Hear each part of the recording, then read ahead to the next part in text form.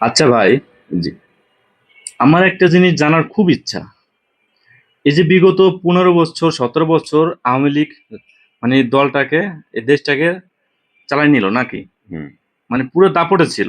জি। আমি দেখছি আমাদের এলাকার চারপাশে সবাই এই শেখ হাসিনাকে নিয়ে আর নৌকাকে নিয়ে অনেক লাফালাফি ফালাফালি করছে। হ্যাঁ, আর আওয়ামী জি। লীগ ছাড়া আমি কারো মুখে কোনো কথা শুনি নাই। জি। যারাই ছিল, যদি দুই চারজন, তারা নিশ্চুপ ছিল। কিন্তু বর্তমান সময়ে কিন্তু আওয়ামী লীগ নাই। নাই। আওয়ামী লীগ নাই। এবং যারা ওই নৌকা নিয়ে আর শেখ হাসিনা নিয়ে লাফালাফি করছে, বর্তমান সময়ে তারাই ধানের শীষ তারেক রহমানকে নিয়ে লাফালাফি করতেছে। এর মানে কি? এর প্রেক্ষাপট আপনি কিছু বলতে পারেন ভাই? বিষয়টা হইলো এরকম না।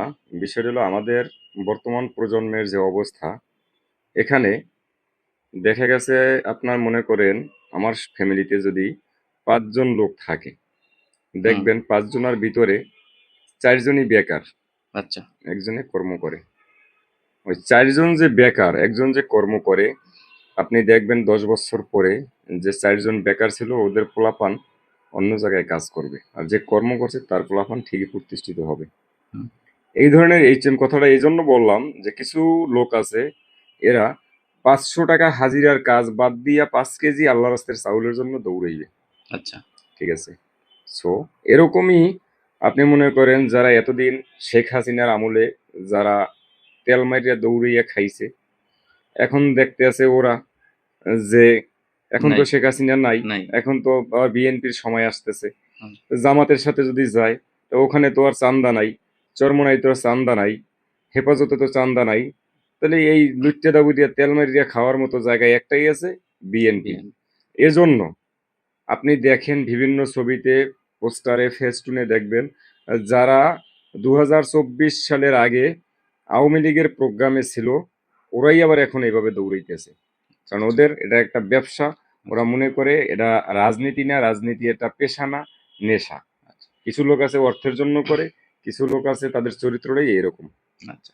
এই তার মানে আপনি বলতেছেন যে এটা তাদের এটা তাদের একটা একটা রিজিকের ব্যবস্থা এটা নাকি? তাদের একটা মানে মানে চলার একটা গিরগিটির জায়গা। মতো হ্যাঁ। যেখানে যায় সেখানে রংমত। আজকে এখানে কালকে ওখানে টাকার হ্যাঁ, বিনিময়ে তারা যেখানে সবকিছু করে। যেখানে যা লাগে তাই দিয়া। আচ্ছা, আচ্ছা।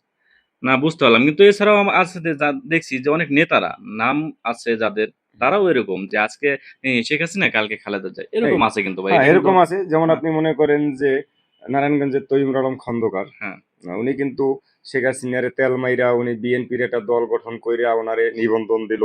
তারপর নির্বাচন করে কি হইলো? পচা ডিম মাথায় মারলো। হুম, এরপরে এখন উনি এই যে বিএনপি আসার পরে তারেক জিয়া সাহেব যখন বাংলাদেশে আসলো, আসার আচ্ছা, পরে খালেদা জিয়া বেগম, খালেদা জিয়া একজন সম্মানী মহিলা। উনি মারা গেছে, সাবেক ৩ বার প্রধানমন্ত্রী। তার জানাজায় আসছে কিনা জানি না। কিন্তু কিছুদিন আগে দেখলাম যে উনার কবর জিয়ারত করতে সে দলবল নিয়ে আসছে। এই যে চরিত্রের কিছু তৈলমারা হুম, হুম। ব্যক্তিরা যে আছে, আসলে এদের কারণে আপনার মতো আমার মতো সাধারণ প্রবীণ ভালোবাসার মানুষগুলা তাদের কাছ থেকে দূরে চলে যাইতে আছে। কথা ঠিক। ধন্যবাদ। ওকে, ধন্যবাদ।